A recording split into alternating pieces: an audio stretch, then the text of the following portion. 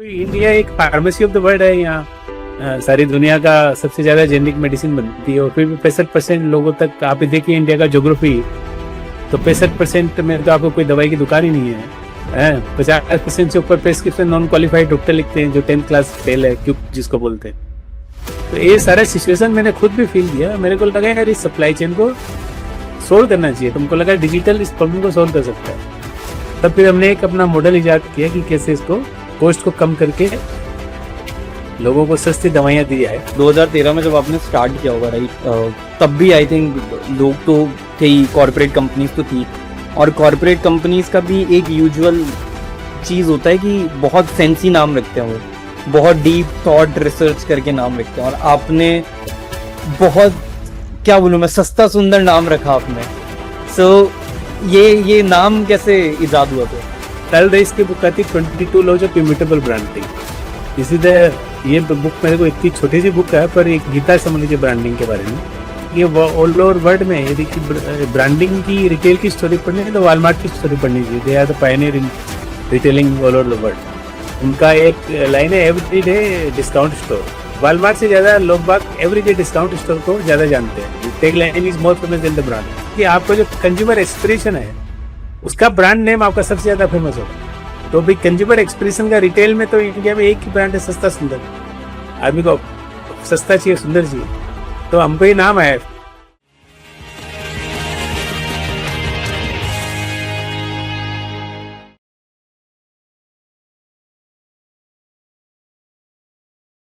Hello everyone, welcome in the another episode of Leaders of Pharma powered by Game of Pharma.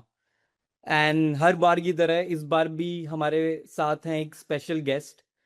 And मेरे साथ में आज जो guest है उन्होंने इंडिया के अंदर रिटेल फार्मा चेन्स और सेम ई फार्मा को इतना रिवॉल्यूशनाइज किया है कि आई थिंक कोई टेक स्टार्टअप कंपनी को वहां तक पहुंचने में बहुत टाइम लगेगा। Someone who knows India from ground. So आज मेरे गेस्ट है mister BL Mittal sir, who is the founder of Sasta Sundar. इन्होंने कंपनी को लिस्ट कराया, got acquired by Flipkart and then took back to relaunch independently and scale for tier 2, tier 3, tier 1 India. So welcome on the show sir. धन्यवाद, बहुत बहुत नमस्कार दोस्तों, and धन्यवाद Lokesh. Then you have given me this wonderful opportunity. I feel privilege about it and I will be happy to share my experience with you, with all Indians, to know how the healthcare problem can be addressed. Thank you so much. Sir it's और privilege first कि मैं आपको host कर पा रहा हूँ, और as ए राजस्थानी दूसरे राजस्थानी से कुछ बिजनेस की टिप्स लेना, जर्नी टिप्स लेना, I think it's my privilege कि कैसे हेल्थ केयर के अंदर चीज़ों को बिल्ड किया जा सकता है। सो सर मतलब जितनी मैंने जर्नी पे रिसर्च किया आपकी, so you arrived in Kolkata I think around 1989 right, and like you got some inspiration from your father as well right? So बहुत सारे लोग सर जीवन का एक नॉर्मल रूट फॉलो करते हैं जहाँ पे they start, they do for the studies, वो जॉब करते हैं for long years and then again take the retirement plan, buy some house, एक कार ले लेना, एक बेसिक लाइफ। सो सर आपने थोड़ा अपोजिट किया, सेफ प्ले करने की बजाय you took bigger and bigger risk. So किसको प्रूव करना था सर? बहुत मतलब sorry to ask you this question, but ये किसको प्रूव करना था that I can do this as a company और एज ए इंडिविजुअल? एक स्टेज के बाद जब आपके पास आपका जो फाइनेंशियल गोल्स है, घर की जो जिम्मेदारियां हैं, वो फाइनेंशियल टर्म से पूरी रहती, तो प्रूव करने का पॉइंट नहीं होता, एक पर्पज होता है। तो वो खुद को ही प्रूव करना होता है, भाई मेरा ये पर्पज है। हर बंदे को अपना एक पर्पज तो आइडेंटिफाई करना होता है कि मेरे लाइफ का ये पर्पज है, लाइफ का मेरा एक गोल है, उस पर्पज के लिए काम करना है। और ऐसा कोई मेजर रिस्क भी कोई नहीं लेता। ये जो एक बार आपके फाइनेंशियल गोल्स अचीव हो गई तो आप क्या करिएगा फाइनेंस का, तो मेजर रिस्क भी लेने की जरूरत नहीं है। ये ऐसे ही है कि जैसे अपने मारवाड़ी में कहावत है कि बुल का जो सिंग है वो सामने से नहीं पकड़ना चाहिए, साइड में रहते। तो बिजनेस तो मैंने सीखा कि मारवाड़ियों से कि भाई business is not about taking risk, it is about managing risk. तो ये कोई कहते हैं कि बिजनेस में रिस्क लेना है, ये गलत स्टेटमेंट है। रिस्क को मैनेज करना बिजनेस है, उसमें समुद्र सूखता भी तो समुद्र का कादा तो होता ही है ना, तो ऐसा है। हाँ जी। तो इसमें और पार्टिकुलरली डिजिटल स्पेस में समझ लीजिए आप फेलियर हो गए तो भी कोई को तो ले ही लेगा आपको। एग्री। तो ऐसा कोई बात नहीं है। तो इसमें इसका सारा एक्सपीरियंस था, तो इसीलिए मैंने आगे बढ़ा। मैं 1989 में आया, और आते ही जो है मेरे बड़ा बाजार में था। तो मैं अपने सबको बता दूं, इसके जो मारवाड़ी कल्चर है इसने मेरे को बहुत हेल्प किया। मारवाड़ी कल्चर में लोग बाग हेल्पफुल होते हैं, लोग बाग आपके लिए फिलोंथ्रोपिक एक्टिविटीज करते हैं, जो पीछे छूट जाए उनके आगे बढ़ने के लिए सड़क बनाती है। जैसे एक मैंने बुक भी लिखी, क्रैकिंग द मारवाड़ी कोड, जो अमेजन पे अवेलेबल है। इसमें मैंने पूरा जो मारवाड़ी कल्चर है, जो कैसे इंटरप्रेन्योरशिप बनाती है, उसके बारे में सारे एक्सपीरियंसेस लिखे। आप पढ़ सकते हैं उसको और आप सीख सकते हैं, क्योंकि इंडिया एक डेवलप कंट्री बन रही है। तो उसमें एंटरप्रेन्योरशिप बहुत इंपॉर्टेंट है। कोई भी कम्युनिटी कोई चीज़ में एक्सेल की है तो उसके पीछे कोई ना कोई रहस्य होता है। वो इनकी मारवाड़ी की लोकोक्तियों में वो रहस्य मेरे को मिला।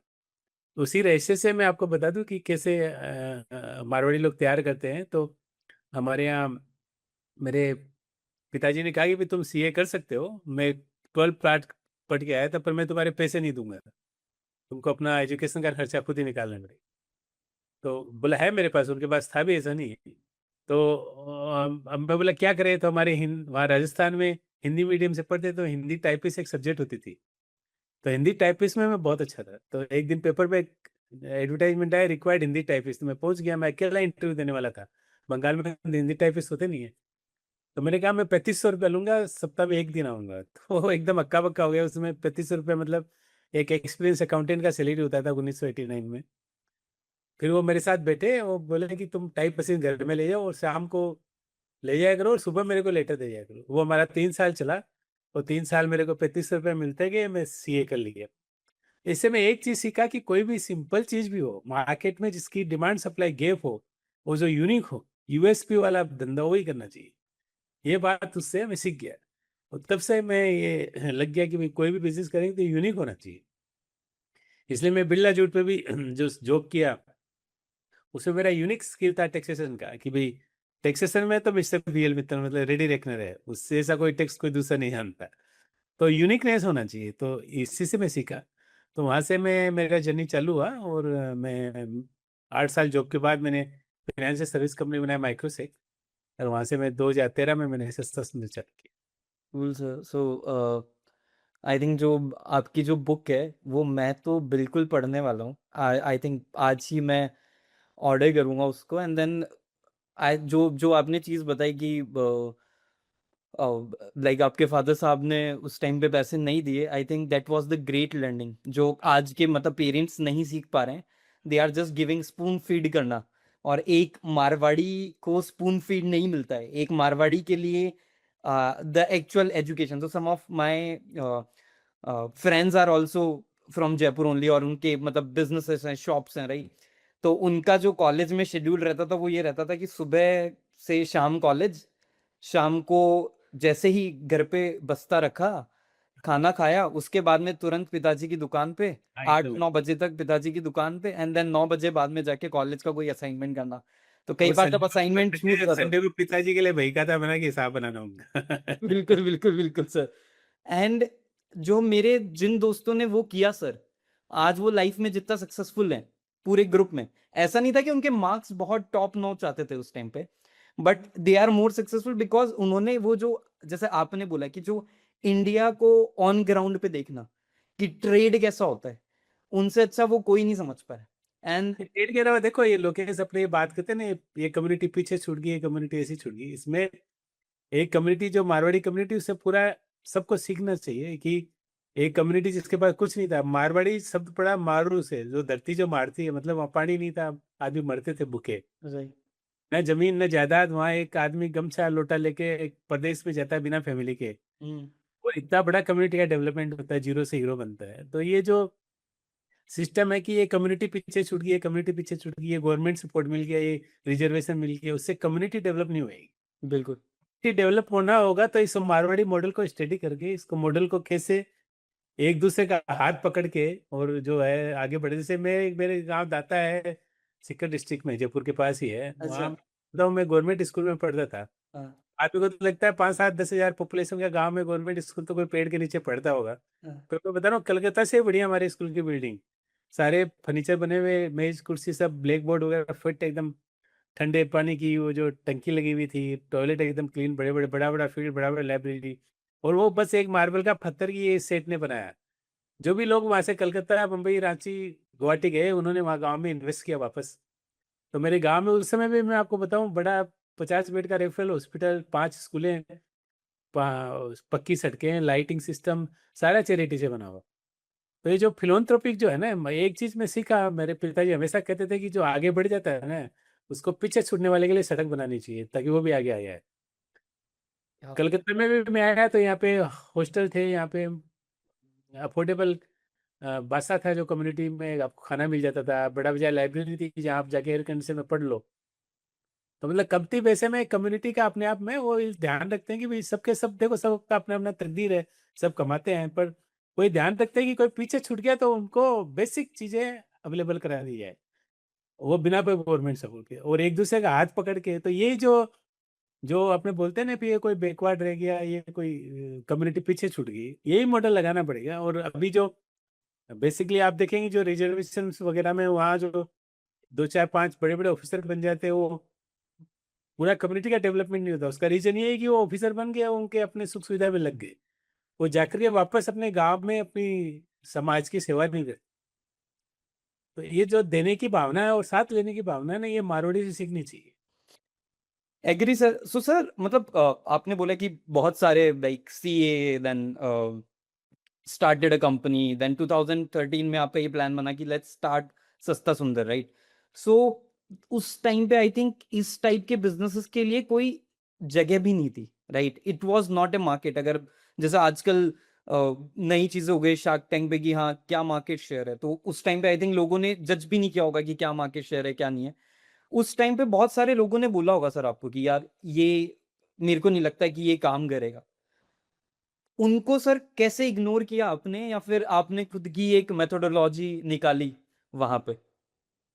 देखिए क्या होता है कि आपको कोई भी बिजनेस करना है ना, वो तो आप लोगों को सुन के, लोगों का ओपिनियन लेके तो नहीं कर सकते, आपको अपना स्टडी करना पड़ेगा। तो चूंकि मैं खुद चार्टर्ड अकाउंटेंट हूँ, पहला मेरा फिनेंसिस से, तो मेरा खुद एनालिस्ट भी था, शेयर में भी इन्वेस्ट करता, तो मालूम था कि कंपनियां कैसे बनती है, कैसे चलती है, क्या करना चाहिए।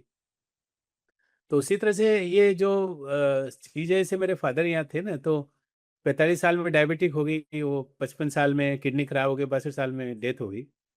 तो उनके में एक्सपीरियंस से सीखा कि भी हेल्थ इन्फॉर्मेशन यहाँ इंडिया में नहीं है। वो उनके जो डायबिटिक होता था क्रोनिक, तो उनके तो पैर में सूजन आती थी तो पता चलता था डायबिटिक बढ़ गया है, वो जाके 2 4 दिन मेडिसिन खाते, फिर वो धंधे में लग जाते थे। तो वो सजग नहीं थे मेडिकेशन के प्रति, तो अनटाइमली डेथ हो गई।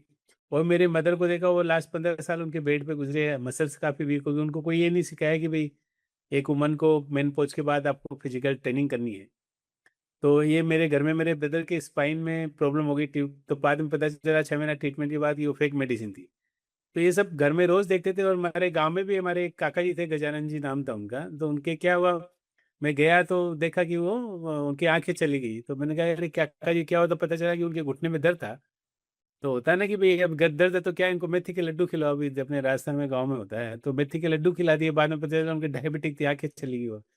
तो मेथी उसमें शुगर, और उसके बाद घी उसमें, तो और बढ़ गया शुगर। तो ये जो मेरे जीवन के आसपास देखा ना कि भाई इंडिया एक फार्मेसी ऑफ द वर्ल्ड है, यहाँ सारी दुनिया का सबसे ज़्यादा जेनरिक मेडिसिन बनती है, और फिर भी 65% लोगों तक, आप ही देखिए इंडिया का ज्योग्राफी, तो 65% में तो आपको कोई दवाई की दुकान ही नहीं है। 50% से ऊपर प्रेस्क्रिप्शन नॉन क्वालिफाइड डॉक्टर लिखते हैं, जो 10th क्लास फेल है, क्यों जिसको बोलते हैं। तो ये सारा सिचुएशन मैंने खुद भी फील किया, मेरे को लगा यार इस सप्लाई चेन को सोल्व करना चाहिए। बिकॉज अब जो अपने पास सारे रिसोर्स, ये सेम प्रॉब्लम देखिए कोविड में भी आया था, अपने पास दुनिया भर की ऑक्सीजन थी, फिर भी ऑक्सीजन शॉर्टेज हो गई, सप्लाई लोग होर्डिंग कर ले। अभी भी क्या हो रहा है, ईरान में युद्ध हो रहा है, अपने पास गैस है, पीपल आर होर्डिंग इट। तो सप्लाई चेन के इश्यूज आ जाते हैं, जहाँ डाटा नहीं है, इन्फॉर्मेशन नहीं है, तो आदमी पैनिक करते हैं। तो तब तक ये फ्लिपकार्ट क्या सक्सेस हो गया था सीओडी मॉडल के बाद, तुमको लगा डिजिटल इस प्रॉब्लम को सॉल्व कर सकता है। तब फिर हमने एक अपना मॉडल इजाद किया कि कैसे इसको, कॉस्ट को कम करके लोगों को सस्ती दवाइयाँ दी जाए। तो उसी मॉडल पे हमने चालू कर दिया। तो इतना ज़्यादा सोचना नहीं होता है ज़िंदगी में, तब तक हमारे पास पैसे भी बन गए थे, कंपनी के पास पैसे भी थे। तो ऐसा कोई मेजर रिस्क नहीं था कि भाई क्या करेंगे आपने, अब 50 करोड़ रुपया लगा भी दिया तो क्या होने वाला है, राइट ऑफ हो जाएगा तो कौन सा वो अपने, होता है ना कि घर से तो लौटा ही लाए थे, मारवाड़ी में एक कहावत है। तो अब क्या क्या होने वाला है, हम लोग बाप दादा की संपत्ति नष्ट करें तो समझ में आता है, अपने खुद वेंचर करके कोई स्पेकुलेशन करें तो समझ में आता है, बिजनेस है, लॉस हो जाएगा तो हो जाएगा, तो उतना कभी चिंता नहीं करना चाहिए बिजनेस के। हाँ, आपको अपनी परिवार की जरूरत है पहले साइड में कर देनी चाहिए, वो मैं कहता हूँ। परिवार की जरूरत है, आपके पास घर, आपके पास एक गाड़ी, आपके पास आपके बच्चों के एजुकेशन वगैरह साइड करके इस तरह का रिस्क लेना चाहिए। वो प्रिपरेशन थी मेरी, मैंने काफ़ी प्रिपेयर किया अपने आप को। 8 साल का जॉब भी किया, फिर 13 साल कंपनी बनाया, मेरे पर्सनल भी मेरा सेफ्टी फाइनेंस से सिक्योर्ड हो गया, तो ये रिस्क लिया। तो रिस्क बहुत कैलकुलेटेड होती है। एक मारवाड़ी में एक और लोकोक्ति मैंने ये सब बुक्स में लिखा है कि राणा की डाल गिनती की चाल। तो मारवाड़ी आदमी हमेशा गिन के कैलकुलेट करके चाल करता है, और राणा की डाल में तो महाराणा प्रताप जिस युद्ध में जाते थे ना, तो ढाल लेके जाते थे। तो जो कैलकुलेशन है दैट वर्क्स लाइक ए ढाल, कि आपको कोई मारेगा तभी आपके पास ढाल हो। तो उस तरह के आप चार बैकअप कैलकुलेशन रख के आप रिस्क लीजिए, कोई प्रॉब्लम नहीं। आई थिंक वही जो आजकल एक टर्म बहुत वायरल हो रही है कि कैलकुलेटिव रिस्क लेना, वही आप समझा रहे हो कि एक एज पे कैलकुलेटिव रिस्क लेना चाहिए और उसके बाद में कोई वैल्यू। भी एज हो चाहे, देखिए बिजनेस रिस्क लेना नहीं होता है, business is not a speculation. Business पूरा आपको कैलकुलेटेड स्टेप्स लेना है, और कभी भी थिंक बिग एक्ट स्मॉल। हमेशा एक चीज ये ग्रैब करने की चेष्टा मत करिए, ज्यादा ग्रैब करने की चेष्टा करेंगे तो प्रॉब्लम हो जाएगा। जैसे आज आप हमारा मॉडल और फार्मेसी का मॉडल लीजिए, तो pharmacy they did beautiful job. Hmm. हम लोग के बाद वो 1 साल बाद ही चालू कर लिए थे, तो अच्छा था उनका, उन्होंने काफी फंडिंग, वो फंडिंग वाले मॉडल में गए केस बंद हम्म। करके क्यों स्केल करने का। पर उसी में एक थायरोकेयर का एक सिंगल मिस्टेक में the company was substantially down, founders भी नहीं रहे। हम्म। यही होता है जब आपका कोई कैलकुलेशन एरर हो जाता है ना, you follow the momentum, not business. Sir तो एक क्वेश्चन है कि जैसे 2013 में जब आपने स्टार्ट किया होगा, राइट, तब भी आई थिंक लोग तो थे ही, कॉरपोरेट कंपनीज तो थी, और कॉरपोरेट कंपनीज का भी एक यूजुअल चीज होता है कि बहुत फैंसी नाम रखते हैं वो, बहुत डीप थॉट रिसर्च करके नाम रखते हैं, और आपने बहुत, क्या बोलूं मैं, सस्ता सुंदर नाम रखा आपने। सो ये नाम कैसे इजाद हुआ सर? देखिए, ये मैं लोकेश में आपके सब जो भी सुन रहे हैं, मैं आपको बड़ा इसका रिसर्च बताता हूँ। जैसे नाम का, फैंसी नाम का, और क्या होता है कि आदत पर ये नाम सेलेक्ट करना बहुत साइंटिफिक एक्सरसाइज है। तो ये आप एजेंसीज को इंडिया में हायर करोगे तो मोस्ट ऑफ द एजेंसीज आपको नहीं बता पाएगी, पर मैं बता देता हूँ कैसे। हमने एक अर्ल रेस की बुक आती, 22 laws of immutable branding. This is the, ये बुक मेरे को इतनी छोटी सी बुक है, पर एक गीता समझ लीजिए ब्रांडिंग के बारे में। इसने बहुत अच्छे ब्रांडिंग के कंसेप्ट दिए। और फिर मैं ये जो अभी देखिए ऑल ओवर वर्ल्ड में, यदि कि ब्रांडिंग की रिटेल की स्टोरी पढ़नी है तो वॉलमार्ट की स्टोरी पढ़नी चाहिए। They are the pioneer in retailing all over the world. उनका एक लाइन है, एवरीडे डिस्काउंट स्टोर। वॉलमार्ट, उसका टैग लाइन है एवरीडे डिस्काउंट स्टोर। तो वॉलमार्ट के फाउंडर को ने 20 साल बाद एक स्टेटमेंट दिया कि वॉलमार्ट से ज्यादा लोग बाग एवरीडे डिस्काउंट स्टोर को ज्यादा जानते हैं, tag line is more famous than the brand. तो उसने कहा कि मेरे को वॉलमार्ट ब्रांड बनाने में तो मैंने मिलियंस डॉलर खर्चा किए, टैगलाइन में तो मैंने 1 रुपया भी खर्चा नहीं किया, but my customer knows more tagline than my brand. तो उसने बोला कि भाई there is no fun of having a mango forest first and then identify my mango tree into that forest. इसलिए मेरे को अनकॉमन ट्री लगाना चाहिए, सो दैट मैं आइडेंटिफाई कर सकूँ ये भीड़ बहुत क्राउड है। और उसके बाद वाइल्ड राइस का बुक पढ़ेंगे तो वाइल्ड राइस में बहुत स्पष्ट कहा कि आपको जो कंज्यूमर एस्पिरेशन है, उसका ब्रांड नेम आपका सबसे ज्यादा फेमस होगा। तो भाई कंज्यूमर एक्सप्रेशन का रिटेल में तो इंडिया में एक ही ब्रांड है, सस्ता सुंदर। आदमी को सस्ता चाहिए, सुंदर चाहिए, तो हमको ये नाम आया। फिर इसका वैलिडेशन हुआ, फिर वो आगे जाके एडवर्टाइज बोलता है कि 2 वर्ड्स का नाम मिल जाने से अच्छा है, और उसका दोनों वर्ड्स का फर्स्ट नेम एक हो अल्फाबेट, जैसे कोको कोला, सीसी।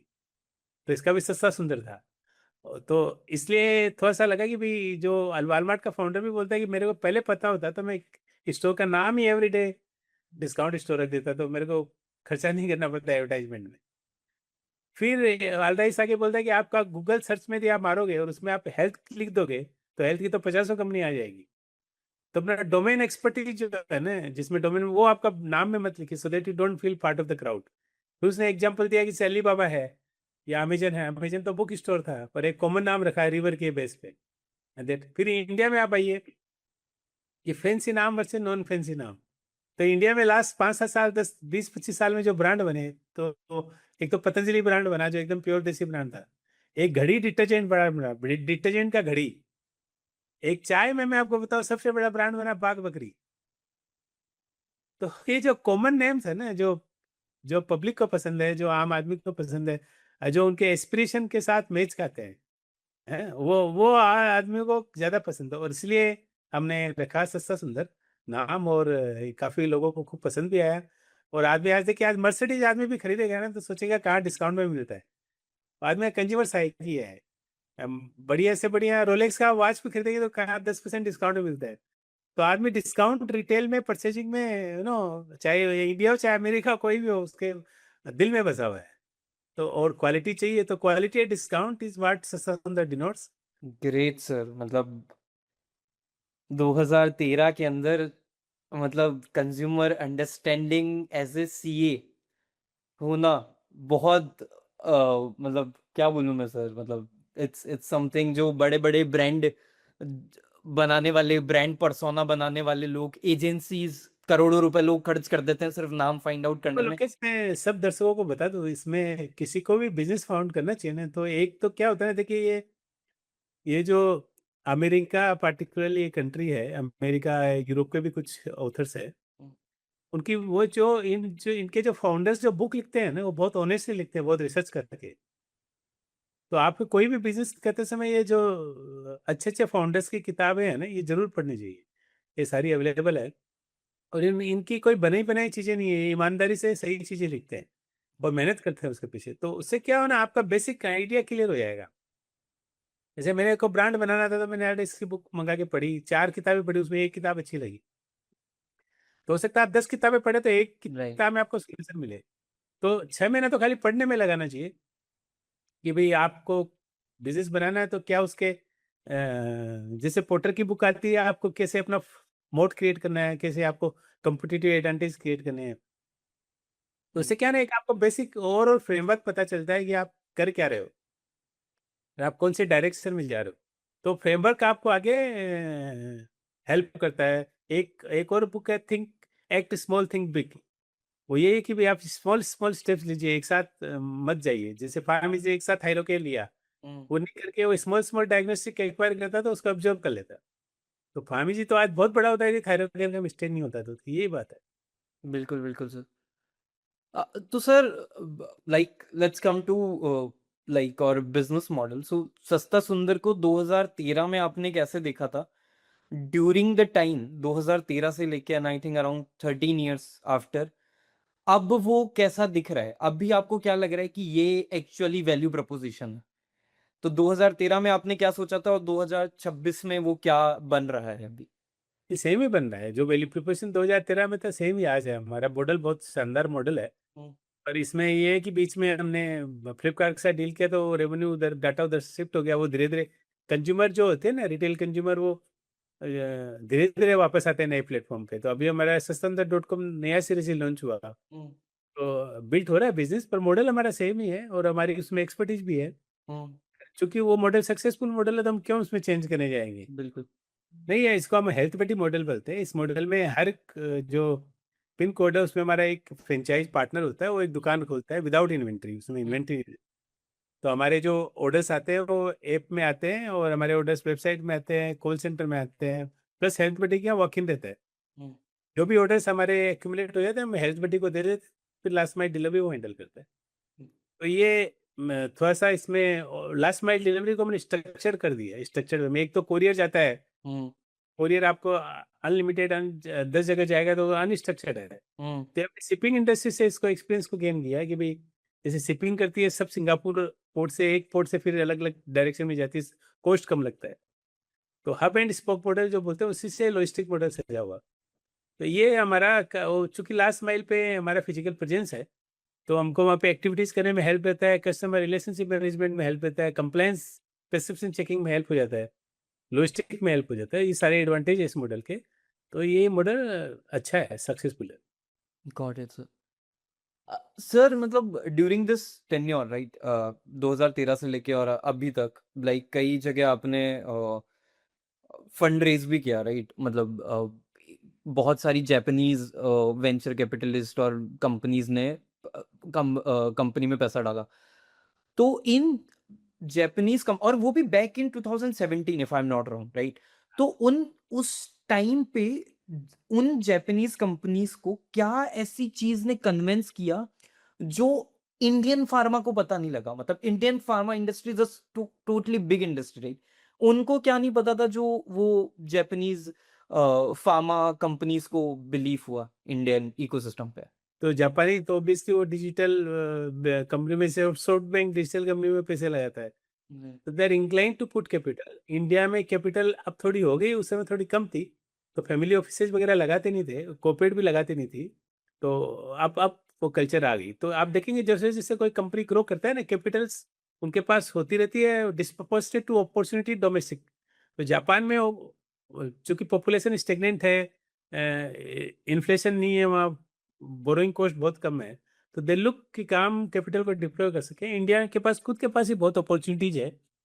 तो मैं ये नहीं कहूँगा कि इंडियन इंटरप्रेनर्स कोई फार्मा कंपनी को अपना ही प्लांट लगाएगा, वो अपना ग्रोथ करेगा, वो क्यों दूसरा इन्वेस्टमेंट करेगा। गॉट तो जो ऑपरेटर हैं, बिजनेस ऑपरेटर हो तो बिजनेस में लगेगा ना पैसे। तो ये इसलिए ये नहीं है कि भाई कोई इंडिया फार्मा सबको सब पता है। It depends upon where I get my opportunity to invest. Got it. So जब सर मतलब लाइक आपकी फ्लिपकार्ट के साथ में डील हुई, राइट? तो उससे पहले like if I may ask, like what was the valuation of Sasta सुंदर? और मोस्ट इम्पोर्टेंटली कि वो प्रॉफिटेबल था, जो कि आज मोस्ट ई फार्मा कंपनीज बिल्कुल नहीं है। नहीं देखिए, इसमें क्या है कि जैसे इसमें वैल्यूएशंस गेम में अभी हम लोग कभी गए नहीं। मित्सुबिशी को जब हमने शेयर दिया तो हमने 800 करोड़ की वैल्यूएशन पे दिया था। हम्म।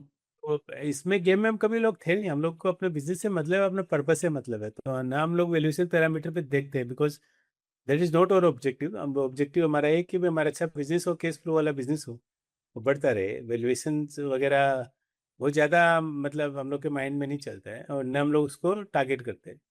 पर ये है कि बिजनेस अच्छा है, हमारा पर्पस फुट आउट हो रहा है, हम लोग कंपाउंडिंगली हर साल जो ग्रोथ रेट है वो हाई रहे, कैश फ्लो आता रहे, जिससे ग्रो करें उसका प्रोपोर्शनेटली यूनिट इकोनॉमिक्स स्ट्रॉन्ग रही है। जो बेसिक चीज़ हम लोग देखते हैं, हम्म। बेसिक चीज़ में अच्छा इन्वेस्ट, जैसे मित्सुबिशी इन्वेस्टमेंट है। आप बहुत लोग बोले कि बहुत बार हमारे को डोमेस्टिकली पी फंड से हमको डबल वैल्यूएशन पे भी टर्म सीट उस समय भी था, तो हमने मित्सुबिशी के साथ डील किया, बिकॉज वो आपके साथ आते हैं तो हमारे साथ काम किया उन्होंने, एक हमारे हमारी रेपुटेशन बिल्डिंग हुआ, हमारी स्किल बिल्डिंग हुआ, तो वो ज़्यादा कंट्रीब्यूशन करते हैं बजाय पैसे के। तो सारा एक बैलेंस देख करके आदमी को काम करना चाहिए। और क्या है ना, ये मित्सुबिशी कॉर्पोरेशन बहुत पेशेंसफुली, बहुत सॉलिड इन्वेस्टर्स हैं। वो पी की तरह नहीं है कि तुम आईपीओ करो जी, ये करो जी, एग्जिट दो। एग्जिट एग्जिट नहीं मांगते लोग। Got it. I think same sir कि मतलब इन्वेस्टर का बिजनेस पे एग्जिट से ज्यादा बिलीफ उस बिजनेस के मॉडल पे होना चाहिए, ना? आई थिंक वही। ये नहीं है भाई क्यू टू क्यू आपका- ये ग्रोथ आना चाहिए, इतना ये हाँ। आना चाहिए डेली बेसिस पे, इतना जीएम भी ट्रेक करो, इतना नहीं है। वो उनका वो दे ऑल्सो बिलीव कि ये कंपाउंडिंग स्टोरी है, धीरे धीरे कंपाउंडिंग हो जाएगी। और बिजनेस करेंगे तो there will be some quarters where we have to go slow, there will be some quarter where we have to go fast. Right. Understand all this things, they contribute, they work together. ये नहीं कि पैसा दे के छोड़ दिया, उन्होंने काफी हम लोग के साथ मिलके काम किया। तो उससे क्या होता है ना, एक आदमी का ग्लोबल विजन खुलता है, आपको एक्सपर्टीज मिलती है, आपको डायरेक्शन मिलता है, विजन मिलता है। तो आपको जो पैसा है, शेयर होल्डर है, वो तो आपको पार्टनर ही हो गया ना, वो खाली इन्वेस्टर तो नहीं रहा। Right. So sir let's come to 2021 पे, जहाँ पे फ्लिपकार्ट ने एक्वायर किए थे 75% स्टेक। एंड मतलब ये किसी भी कंपनी के लिए, किसी भी जिसने स्टार्ट किया होगा उसके लिए आई थिंक मतलब बहुत ड्रीम एग्जिट लगता है, राइट? कि बिग न्यूज हेडलाइंस और ये सब बन जाती है इंडिया में, राइट? एंड बहुत सारे फाउंडर्स उस टाइम पे या सेलिब्रेट कर रहे होते हैं और रिटायरमेंट प्लान देख रहे होते हैं कि यहाँ पे मैं यॉट खरीदूंगा, यहाँ पे मैं जकूजी खरीदूंगा, राइट? वहां पे what was actually going through your mind जब वो डील क्लोज हुई? मतलब जब फ्लिपकार्ट वाला वो डील क्लोज हुआ था 2021 में। देखिए, डील क्लोज हमने एग्जिट के लिए कभी नहीं किया। डील क्लोज हमने स्ट्रेटेजिक पार्टनरशिप किया। फ्लिपकार्ट हेल्थ में भी हमारी 25% स्टेक थी, और उस समय भी रिटेलर्स की जो B2B प्लेटफॉर्म हमारे पास ही था, और फ्लिपकार्ट के जितने ऑर्डर्स आने हैं उसको फुलफिलमेंट हमको ही करना था। तो backend fulfilment centres, warehousing, procurement और प्लस रिटेलर्स तक चलाना हमारे ही काम था। प्लस हम उसके बोर्ड में भी थे, 25% हमारे पास स्टेक थी। तो इसका हमने पूरा एक थॉट आउट जॉइंट वेंचर था। इसमें कोई ये नहीं कि they acquired majority stake in the platform business only. तो उनका भी ऑब्जेक्टिव ये नहीं था कि वो एक्वायर करके खुद ही चलाएं, तो they wanted to run with us, and हम लोग फुली बिजनेस में थे। तो ऐसा नहीं है, पर हमारा किसमें कैलकुलेशन था कि उस समय जैसे कंप्यूटिंग कंपनी फार्म जी का ही 5 बिलियन का वैल्यूएशन था, सामने में लग रहा था। उस समय तो ये नहीं कह सकते ना कि कंपनी में प्रॉब्लम आ जाएगा। एक एक बिलियन डॉलर कितनी बड़ी कैपिटल आ रही थी, तो उस कैपिटल से आपको कम्पीट करना है। तो दो ऑप्शन है कि या तो हम, हमारे पास भी देखिए हमेशा, भाई गॉड गेस, हमेशा दो इन्वेस्टर्स के हमारे पास टर्म शीट हमेशा डोर में रही मेरे। कभी ये नहीं, हमेशा इन्वेस्टर तैयार थे पैसे लगाने की। मैं उस समय मेरे पास थी। पर यह था कि आप डाइल्यूट करके पहुंचोगे किसी से। फार्मेसी के फाउंडर का स्टेक अल्टीमेटली 4-5% हो गया, तो हम रेज करके भी तो हमारी 25% से नीचे आ जाएगी। तो हमको विदाउट ये सब झमेले के हमको कोई डील मिली जिसमें हमारा इन एनी केस 25% था, बाकी फ्लिपकार्ट लगा रहा था, तो वाई नॉट। तो इसलिए हमने उसको प्राइवेट इक्विटी के पास बजाय जाने के हमने इसको प्रेफर किया। ये तो that was a well well thought out, well structured deal. और इसमें मतलब आज फ्लिपकार्ट से पार्टनरशिप होना अपने यहाँ पे बहुत बड़ा प्रेस्टिजियस चीज़ है आपको, तो काफ़ी अच्छा लगा। और कोई वी वर डूइंग वेल, कोई प्रॉब्लम। तो सर उसके बाद में like Flipkart I think change हो गया था फ्लिपकार्ट हेल्थ प्लस में, if I am not wrong, right? वहां पे सस्ता सुंदर फ्लिपकार्ट, का नाम फ्लिपकार्ट हेल्थ हो गया। अच्छा सस्ता सुंदर का नाम फ्लिपकार्ट हेल्थ प्लस हो गया था, ओके। एंड फिर उसके बाद में sir like again you like come as a सस्ता सुंदर, मतलब वो क्या स्टोरी थी, if you can tell us? Simple story का जो वालमार्ट का ग्लोबल थे कि Indian Flipkart health was doing very well in India. उनका खुद का एक बहुत बड़ा बेस है, they are very great people, उनका मैनेजमेंट बहुत सॉलिड है। पर इसमें क्या कि उनका ग्लोबल डिसीजन हो गया, ग्लोबल वालमार्ट के लेवल पे डिसीजन हो गया कि they will exit from the health care. तो खाली इंडिया का बात नहीं, यूएस में भी वो एग्जिट कर गए। ग्लोबली जहाँ भी उनके हेल्थ केयर में था, उनका प्रायोरिटी एरिया नहीं था। एक तो बड़े जेंट ऑर्गेनाइजेशन है ना, इनका एक एक प्रायोरिटी लगता है कि भाई हाँ ये एक स्मॉल सेगमेंट है, इसमें क्यों प्रायोरिटी है। तो जब ग्लोबली हो गया तो उनको एग्जिट करना था। They are very great people, तो उन्होंने एग्जिट करना था। 25% हमारे पास स्टेक थी। तो इन्होंने हमको ही फर्स्ट कहा कि भी देखिए हमको तो एग्जिट करना है, अब आपको चलाना है तो आप, तो ये चूंकि फ्लिपकार्ट हेल्थ कंपनी का नाम है तो हम कंपनी नहीं दे सकते, पर हम आपको आपका सस्ता ब्रांड है वो दे देंगे, और आपका जो नॉन कम्पीट है उसमें वी कैन रिलैक्स। तो फिर हमने बात किया भी, हमने अपने 25% स्टेक को स्प्लिट करके हमने इसको ले लिया वापस, तो फिर रीलॉन्च कर दिया। तो that is again come back. तो that was a very nice gentleman deal on table, मतलब 10 मिनट में डील हो गई। Great sir, great. But sir मतलब दोबारा, मतलब ऑब्वियस है वो बेबी तो आप ही के पास था, बट उस बेबी को दोबारा ऐसे लेना कि अब इसे दोबारा ग्रो करना है, राइट? वो हाउ वाज दैट एक्सपीरियंस? और आपने जैसे ही वो दोबारा मिला, आई थिंक आपके दिमाग में तो वापस वो प्रिपरेशन स्टार्ट हो गई होगी कि now this, now this, now this, right? जब जैसे ही आपने वो इंडिपेंडेंटली इसको चलाने का सोचा वापस।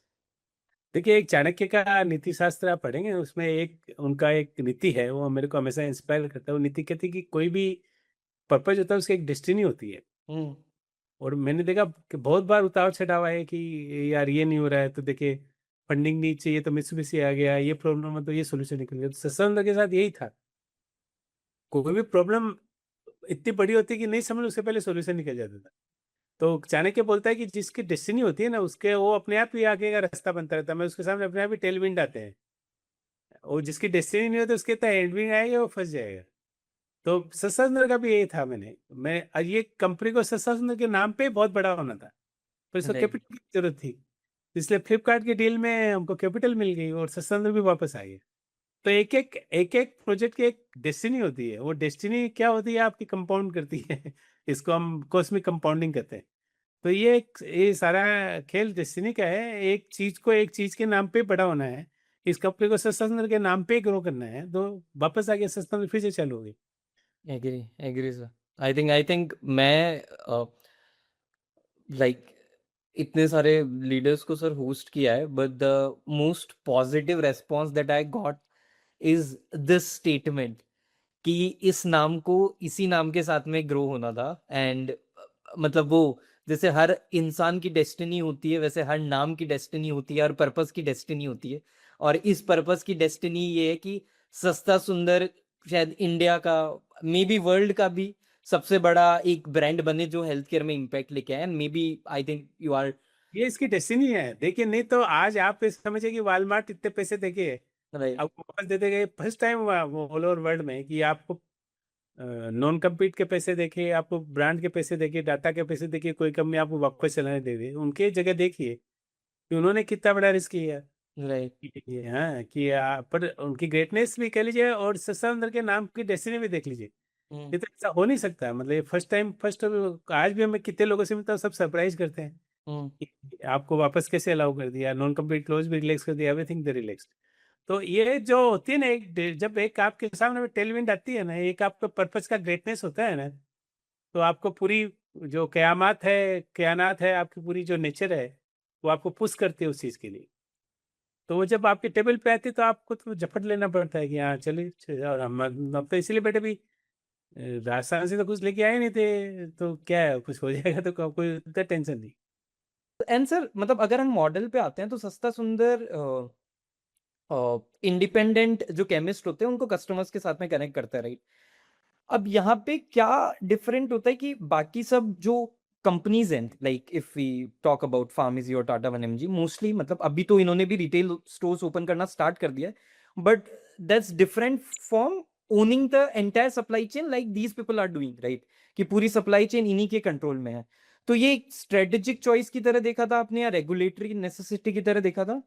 दूसरी चीज इसके अंदर है कि ये इस जोन की कंपनीज को ज्यादा प्रॉफिटेबल बनाती है या कम प्रॉफिटेबल बनाती है?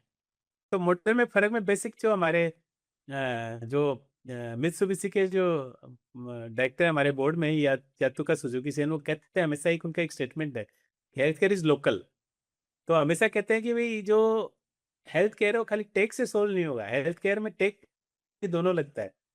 तो इम्पैथी जब तक लास्ट माइल आपने कोरियर में इम्पैथी पैदा नहीं कर सकते, तो लास्ट माइल में आपको पार्टनरशिप बिल्ड करना पड़ेगा एक केमिस्ट के साथ में, जो बिकॉज वो जो एम्पैथी डील करता है, ह्यूमन डील करता है, वो इफेक्ट एज ए ओनर देता है वहाँ पे। तो ओनर और एम्प्लॉय की डीलिंग में बहुत बड़ा फर्क है। तो आदमी ये जो India is a country of retailers, मैं बोलता हूँ दुकानदारों की देश है इंडिया। तो इतने स्मॉल रिटेलर्स हैं, उनका अपनी कम्युनिटी में इतने कनेक्ट होते हैं ना, माँ बहन भाई बोल के वो काम करते हैं, उनसे कोई एम्प्लॉय compete नहीं कर पाएगा। तो इसी मॉडल का हमारा ये खास बात है कि हमने उनके साथ लेके काम किया, और यही हमारे सक्सेस का मूल मंत्र है। ये आपकी कॉस्ट को भी कम करता है, आपकी जो रिटेंशन है कस्टमर के साथ वो बढ़ा देता है। अब आपको टेक को यूज करके उनको पार्टनरशिप करना पड़ेगा, टेक और इम्पैथी दोनों का। और हेल्थ केयर कितना ही कर लीजिए, आपको बिना इम्पैथी के हेल्थ केयर सक्सेस नहीं हो सकता। वो आप डॉक्टर के पास जाके वो जब तक हाथ लगा के चेक करके स्टेप पर लगा के नहीं देखता है ना, तो पेशेंट को कंफर्ट नहीं आता। भाई अपने राजस्थान में सर ये कहावत है और आपने तो सुनी होगी कि जब मतलब डॉक्टर जब दवाई देता है, राइट, वैद्य जी जब दवाई देते हैं अपने यहाँ पे, अगर वो नमक की गोली भी दे दे तो वो भी काम कर जाती है। काम कर जाती है, कर जाती है, उसको आदमी को फेथ रहता है कि ये ठीक है। बिल्कुल। इमोशन से क्या होता है ना, कभी कभी आपकी माँ जो है, दादी है, वो आपको हील कर देती है कम्प्लीटली। बिल्कुल। वो आपको माथा पे सर कर बुला, चल मालिश कर दो, साला बड़ा बड़ा माइग्रेन का पेन खत्म हो जाता है। बिल्कुल। तो बिल्कुल सर। हीलिंग को जो इम्पैथी है ना, वो अपने तो कायदा में आदमी की सर्दी जुकाम सब निकाल देते हैं। बिल्कुल। बिल्कुल। बिल्कुल sir. So sir let's come to a segment of this podcast, rapid fire, जहाँ पे मैं कुछ क्वेश्चंस पूछूंगा आपसे और आपको बहुत सिंपल वर्ड और फ्रेज में उसका जवाब देना है एक।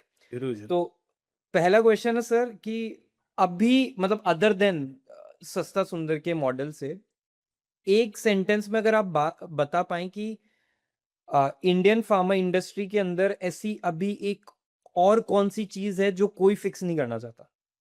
मेरे को लगता है रिसर्च रिसर्च पे जो इन्वेस्टमेंट है ना, उस पे किसी लोगों का भी ध्यान नहीं। जैसे आप देखेंगे, मैं थोड़ा सा एक्सप्लेन कर दूं, हम्म। एक जवाब तो एक लाइन में रिसर्च बिल्कुल। है, पर ये जवाब में देखो, जैसे आप अभी जो डायबिटी की जीएलपी की जो मेडिसिन निकल रही है, मंजूरा वगैरह की इंजेक्शन, वो इतने कॉस्टली है, तो आप इंडिया जो पेटेंटेड मेडिसिन है उसमें एडवांस में नहीं है, तो हम लोग पीछे छूट के जेनरिक जब तक नहीं होता तो वेट करते हैं। बिल्कुल। We are not the innovator, we are the processors. बिल्कुल। इनोवेशन में जो रिसर्च के लिए जो कैपिटल है उसको कोई फिक्स नहीं कर। बिल्कुल सर।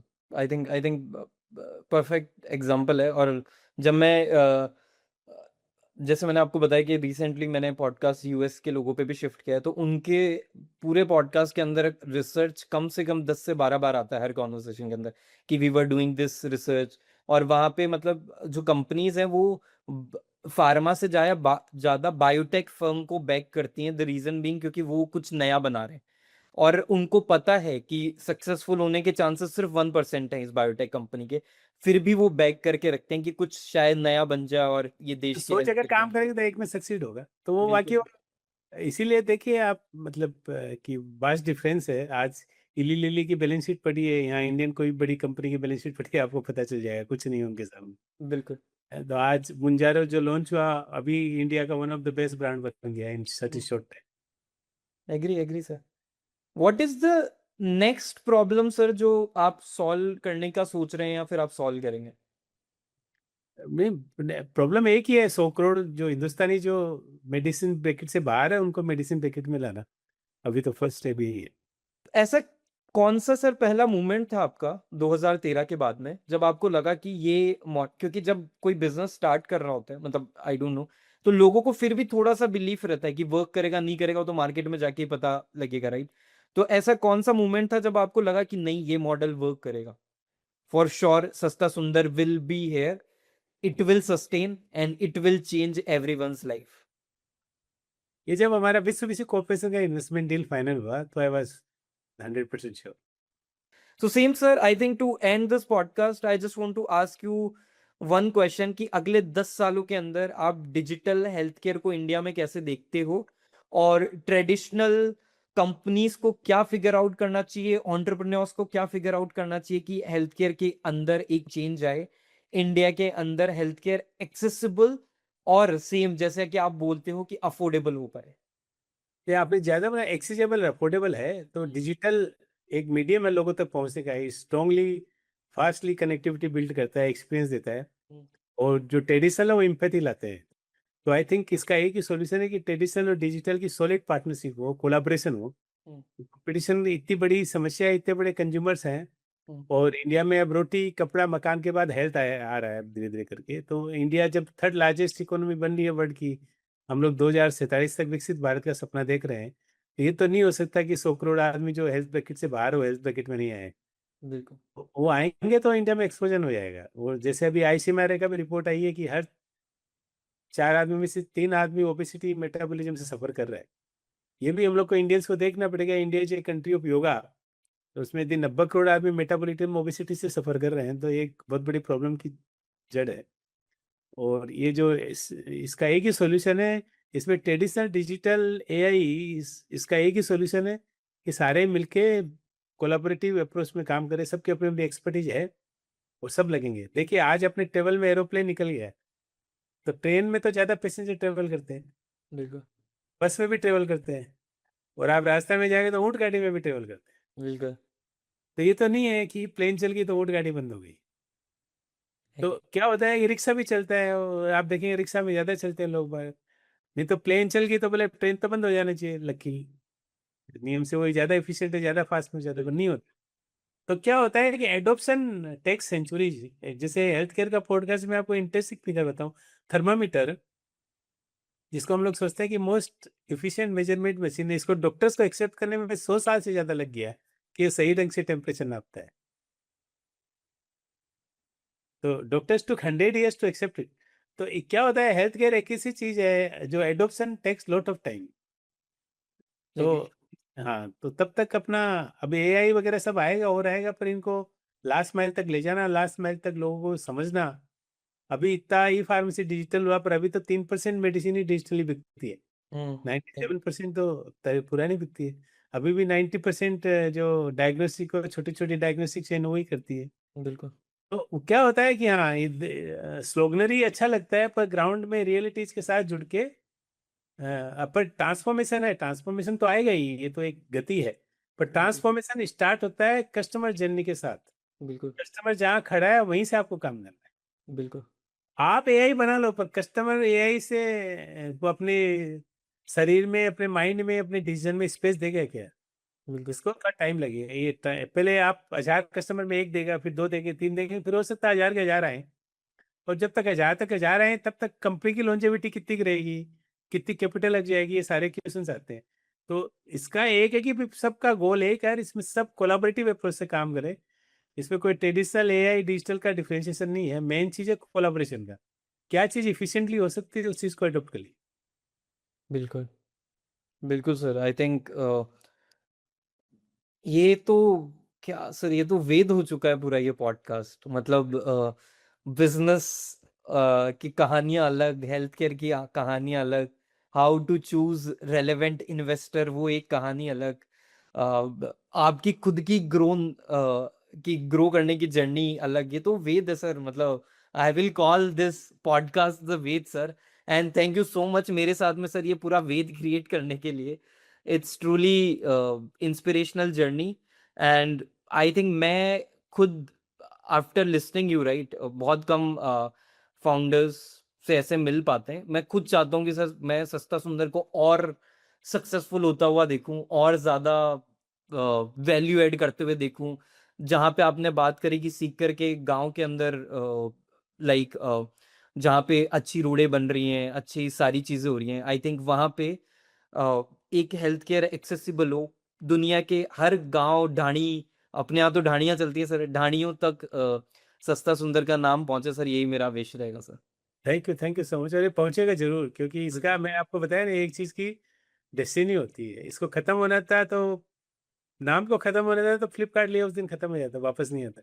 बिल्कुल वापस आया है तो आपको जरूर कोई ना कोई, आपको भगवान इंडिकेशन दिया है, और इसको जो वापस लाए वही चलाएगा, यही बात sir. Thank you so much sir, thank you. है। Thank you Lokesh.